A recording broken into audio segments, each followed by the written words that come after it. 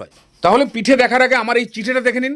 ফেসবুকে আমার পেজটা ঠিক এরকম দেখতে, বাদ বাকি সব ফেক পেজ। তাহলে পিঠে চালু। ফার্স্ট নারকলের পুর, খেজুরের গুড় আর নারকল মোটামুটি সমান পরিমাণে নিয়ে দুটো এলাচ ফাটিয়ে দিয়ে এটাকে পুরোপুরি গলিয়ে একটা মাখামাখি করিয়ে দিন। খুব বেশি জাল দেবেন না, শক্ত হয়ে যাবে। এই পজিশন হলে নামিয়ে দিন। এবার একটা কড়াইতে এক বাটি জল দিন আর সামান্য একটু নুন দিয়ে ভালো করে ফোটান। ফুটে গেলেই গ্যাসের ফ্লেম নিভিয়ে দিয়ে ওই সেম বাটির একদম দোকানের কেনা চালের গুঁড়ো 2 বাটি দিয়ে দিন।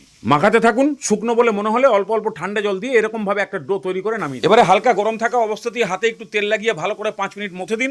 শীতকালে হাত পাপানো হয়ে যাবে আর মাখাও কমপ্লিট। একদম এরকম চিকনা করে দিন। এবার ওখান থেকে খানিকটা নিয়ে তেল দিয়ে বেলে এরকম মোটা থিকনেসের একটা চাদর বানিয়ে দিন। সাইডগুলো কেটে দিন। এবারে চাদরের উপরে চ্যাটচেটে নারকল মাখা চারিদিকে ছড়িয়ে দিয়ে এরকম ভাবে রোল করে দিয়ে যে আঙুলটা বেশি চলে সেটা দিয়ে ফাঁক ফোকরগুলো বন্ধ করে দিন। একটা পিঠে রেডি। এবার জল ফুটে গেলে এরকম 1000 ফুটারি থালা বসিয়ে তার মধ্যে পিঠেগুলোকে রেখে ঢাকনা দিয়ে 20 মিনিট দেখবেন ওপরটা চকচকে এবং শক্ত হয়ে গেছে।